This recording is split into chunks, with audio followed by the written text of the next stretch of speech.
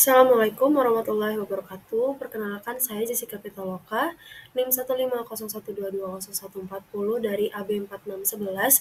Izin mempresentasikan materi dari mata kuliah Tata Kelola Perusahaan mengenai 5 prinsip GCG. Pada kesempatan kali ini, saya mengangkat studi kasus korupsi proyek penggandaan IKTP. Sebelumnya saya ingin menjelaskan terlebih dahulu apa itu GCG. GCG adalah Good Corporate Governance, yaitu kerangka kerja atau sistem yang melibatkan praktik-praktik, prosedur, dan prinsip-prinsip yang bertujuan untuk memastikan manajemen yang baik, transparan, dan accountable. Penerapan prinsip-prinsip GCG bertujuan untuk menciptakan lingkungan bisnis yang sehat, etis, dan berkelanjutan yang pada gilirannya dapat meningkatkan kepercayaan para pemangku kepentingan dan kinerja jangka panjang perusahaan. Prinsip GCG terbagi menjadi 5. Yang pertama yaitu transparansi. Transparansi adalah prinsip GCG yang menekankan keterbukaan informasi kepada para pemangku kepentingan atau stakeholders. Yang kedua ada accountability, yaitu mengacu pada kewajiban dan tanggung jawab para pemimpin terhadap stakeholders yang harus memastikan bahwa keputusan dan tindakan yang diambil sesuai dengan norma, nilai-nilai, dan kebijakan yang ditetapkan. Kemudian ada responsibility, pertimbangan terhadap dampak sosial, lingkungan, dan ekonomi dari keputusan perusahaan. Kemudian ada fairness, perlakuan yang adil dan setara terhadap semua pemangku kepentingan sesuai dengan peraturan perundang-undangan yang berlaku. Yang terakhir ada independence, mengelola peran secara mandiri tanpa ada tekanan dari pihak lain sesuai dengan peraturan dan prinsip serta tata nilai perusahaan. Sebelum masuk ke kasus ya, saya akan menjelaskan terlebih dahulu apa itu kartu tanda penduduk. Berdasarkan Undang-Undang Nomor 23 Tahun 2006 tentang Administrasi Kependudukan di mana dalam pasal 1 disebutkan bahwa penduduk memiliki satu KTP. Untuk dapat mengelola penerbitan KTP yang bersifat tunggal dan terwujudnya basis data kependudukan yang lengkap dan akurat diperlukan dukungan teknologi yang dapat menjamin dengan tingkat akurasi tinggi untuk mencegah pemalsuan dan penggandaan. Pemerintah berusaha berinovasi dengan menerapkan teknologi informasi dalam sistem KTP dan menjadikan KTP konvensional menjadi KTP elektronik atau iktp yang menggunakan pengamanan berbasis biometrik.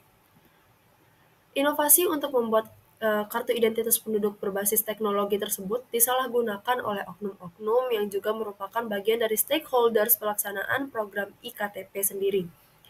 Proyek IKTP tersebut dikorupsi oleh stakeholders yang terlibat seperti politisi, birokrat, dan juga pengusaha. Proyek ini diduga merugikan keuangan negara hingga 2,3 triliun. Berdasarkan perkembangan terakhir dari KPK, anggaran yang dikembalikan baru hanya sebesar 250 miliar saja. Pembahasan kasus pada 5 prinsip GCG. Yang pertama, pada transparansi, proses tender tidak dilakukan secara terbuka dan transparan. Hal ini menjadi indikasi pelanggaran prinsip tarif. Kasus korupsi proyek penggandaan IKTP diduga telah direncanakan untuk dapat dikorupsi. Kemudian para stakeholder sendiri justru menipu publik terkait proyek pengadaan IKTP. Pada accountability, para stakeholders menutupi fakta sebenarnya mengenai proyek pengadaan IKTP serta mengambil keuntungan yang sebegitu besarnya dan hal tersebut merugikan keuangan negara. Kemudian independence. Para oknum menjalankan usahanya secara independen karena terlihat adanya kepentingan pribadi bagi setiap stakeholders. Adanya penyalahgunaan wewenang yang dilakukan oleh orang yang mempunyai suatu kewenangan. Pada kasus ini terlihat nama-nama petinggi negara yang bisa saja membenarkan pernyataan di atas. Yang terakhir ada responsibility. Para oknum mengadakan proyek pengadaan IKTP yang diperuntukkan untuk masyarakat, tetapi malah melakukan tindakan pencucian uang.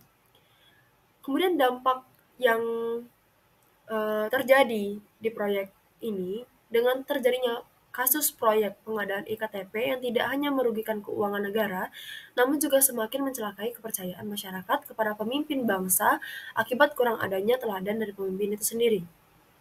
Ditambah lagi, karena kasus ini mencuat ranah global, maka hal ini dapat merusak reputasi negara di mata masyarakat global. Tidak hanya itu, dampak dari kasus ini juga terjadi hambatan pembangunan dan pelayanan publik akibat kesalahgunaan dana dalam kasus tersebut.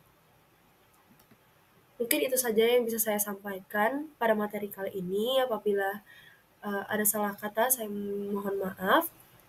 Presentasinya saya tutup. Wassalamualaikum warahmatullahi wabarakatuh.